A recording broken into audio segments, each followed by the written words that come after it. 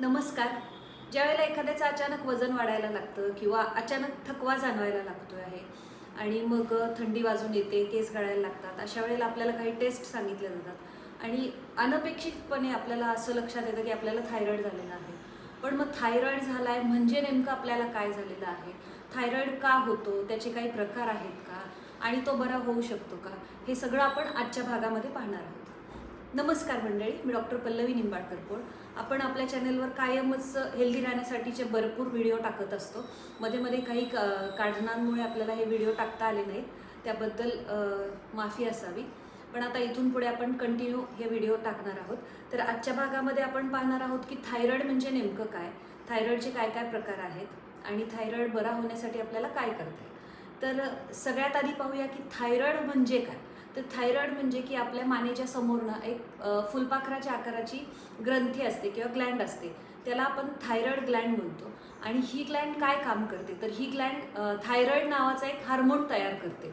तर तो थायरॉईड नावाचा हार्मोन आपल्या शरीरामध्ये काय काय कामं करतो. हा थायरॉईड जो हार्मोन आहे आपल्या शरीरामध्ये आपलं वजन नियंत्रित ठेवणे किंवा आपण जे काही खाल्लेलं आहे त्याचं एनर्जीमध्ये रूपांतर करणे, म्हणजेच मेटाबॉलिझम वाढवणे किंवा आपलं मेटाबॉलिझम व्यवस्थित ठेवण्याचं काम आपल्या थायरॉईड करत असतो.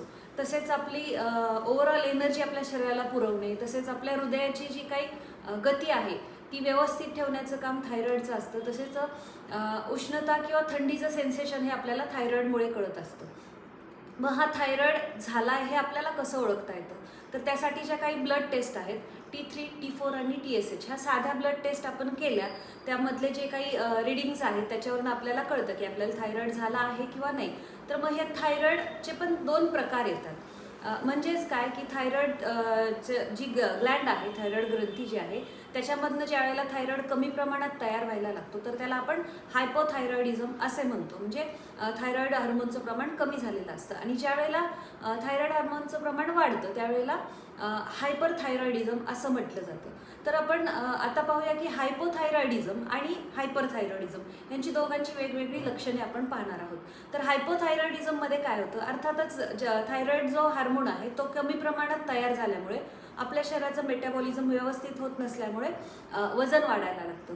तसेच थायरॉईड कमी पडत असल्यामुळे उष्णता किंवा थंडीचं सेन्सेशन जाणवत नाही. त्याच्यामुळे काय होतं, अचानक थंडी वाजून येते किंवा मग अचानक गरम व्हायला लागतं आणि हृदयाची गती व्यवस्थित राहत नसल्यामुळे अचानक धडधड वाढणे वगैरे हे चालू होतं.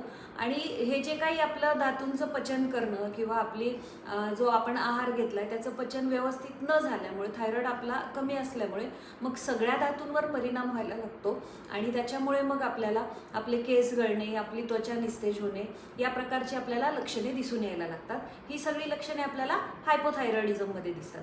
तसेच आपल्याला हायपरथायरॉइडिझममध्ये काय दिसतं हे पाहूयात. हायपरथायरॉइडिझममध्ये काय झालेलं असतं की थायरॉईड नावाचा हार्मोन हा आपला वाढलेला असतो. मग तो वाढलेला असल्यामुळे मेटाबॉलिझम वाढतं आणि त्याच्यामुळे मग आपल्याला आपलं वजन अचानक कमी होणे, तसेच हृदयाची धडधड जास्त जाणवणे, भूक प्रचंड प्रमाणात लागणे. तसेच महिलांमध्ये हायपरथायरॉइडिझम आणि हायपोथायरॉइडिझम दोन्हीमध्ये पाळीच्या तक्रारी दिसून येतात.